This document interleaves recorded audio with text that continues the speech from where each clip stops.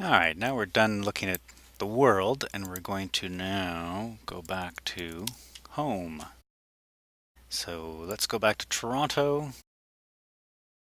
We can see with a bit more detail close this, where the highest concentrations of our population are. Makes sense that the downtown core seems to have a very high density, and we can see some pockets of other places. But let's zoom out just a little bit more. I think 2 times should do it. 1, 2. So that we can see the area from Hamilton right over to Oshawa, otherwise known as the Golden Horseshoe.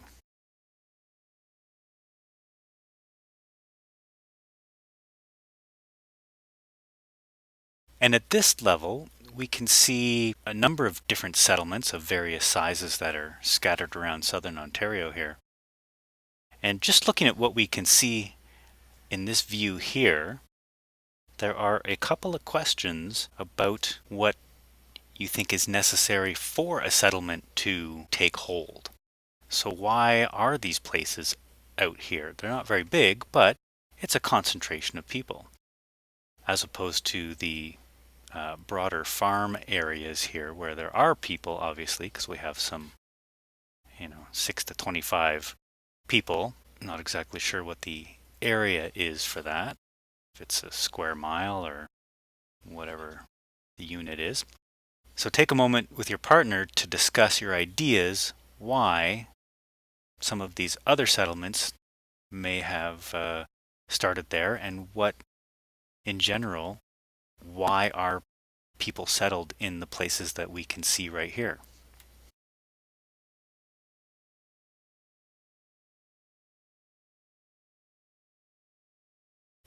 Now, in our Golden Horseshoe area, it looks like, right from the past Oshawa all the way past Hamilton, that it looks like it's all one big place, one big city.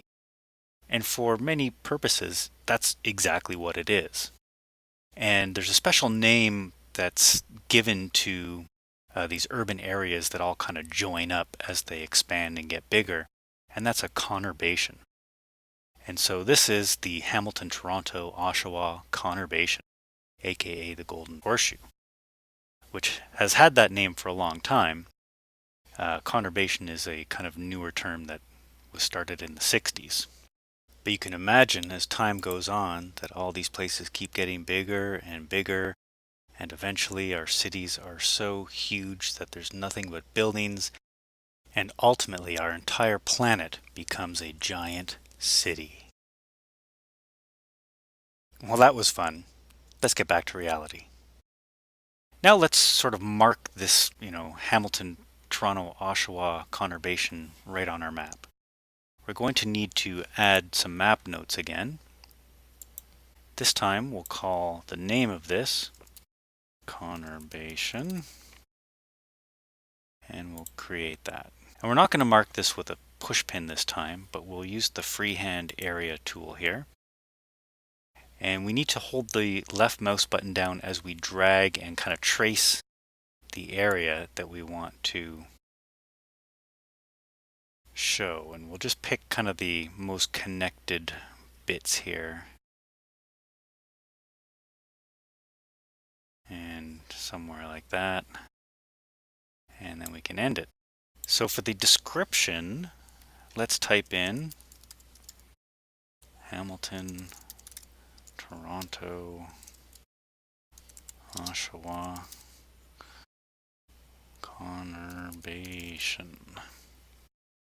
And for the title, we're going to give it a special short name.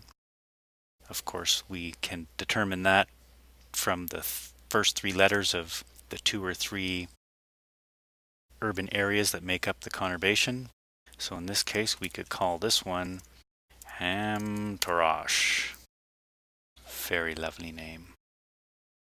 Let's also change the symbol to make it a little bit easier to see. This kind of olive green isn't terribly bright. I'm going to go for this bright green.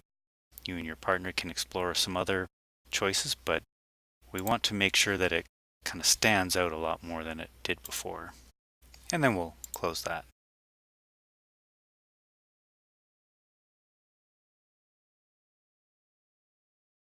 Now, thinking about this particular conurbation, why do you think it exists?